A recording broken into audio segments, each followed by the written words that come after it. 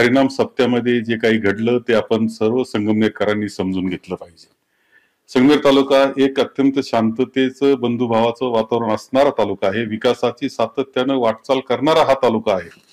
हरिनाम सप्ताह ज्यावेळेस असतो त्यामध्ये वारकरी संप्रदायाचे विचार मांडण्याचं ते व्यासपीठ आहे। आपले संतांचे विचार मांडण्याचं ते व्यासपीठ आहे।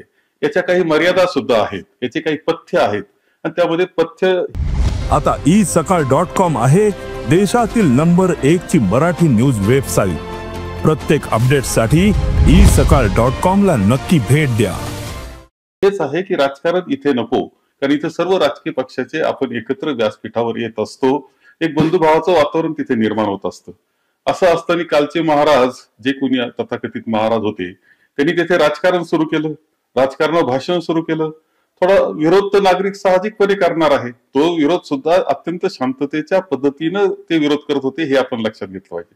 त्यानंतर होणाऱ्या खोट्या केसेस, त्यामध्ये लावले जाणारे खोटी नाटी कलम, ज्या पद्धतीनं कलम लावले जात आहेत त्याच्यातून कुठेतरी छळ करण्याचा प्रयत्न हा चाललेला आपल्याला दिसतो आहे। याच्यातून एक दहशत निर्माण करण्याचा प्रयत्न चाललेला आहे, माणसांमध्ये भेद निर्माण करण्याचा प्रयत्न चाललेला आहे, आपल्या तालुक्याची शांतता बिघडून टाकण्याचं काम यामध्ये चाललेलं आहे।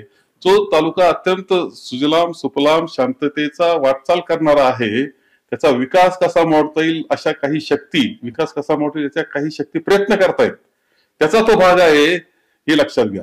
मागे सुद्धा विधानसभेच्या अगोदर एक असाच मोर्चा काढण्यात आलेला होता। त्यावेळेस ज्या गोष्टी होतात, निवडणूक आली की असा मोर्चा काढायचा, वाईट साईट भाषणे करायचे, इथलं वातावरण खराब करून टाकायचं। पुन्हा आता निवडणुका आल्यात, ते काल काय घडलंय हे समजून न घेता पुन्हा मोर्चा त्यामध्ये काढायचा आणि सगळं वातावरण कसं बिघडून टाकता येईल, तालुक्याचं विकास कसा थांबवता येईल याचा हा प्रयत्न चाललेला आहे। माझी संगमनेरकरांना अत्यंत स्पष्टपणे विनंती आहे की आपण जी राजकीय संस्कृती निर्माण केली, आपण जो बंधुभाव आहे, आपली जी विकासाची वाटचाल आहे ती चालली पाहिजे। ही आपली असलेली जी संगमनेरची एक वेगळी सुसंस्कृत संस्कृती आहे ती टिकवण्याची जबाबदारी आपली आहे। त्याचा कोणी मोडण्याचा प्रयत्न करीत असेल तर ते थांबवण्याची जबाबदारी सुद्धा आपली आहे। देश विदेशातील प्रत्येक घडामोडींचे लाईव्ह अपडेट मिळवण्यासाठी आता साम टीव्हीच्या सर्व सोशल मीडिया प्लॅटफॉर्मला लाईक, फॉलो आणि सबस्क्राईब करा। तसंच सर्व नोटिफिकेशनसाठी बेल आयकॉन प्रेस करायला विसरू नका।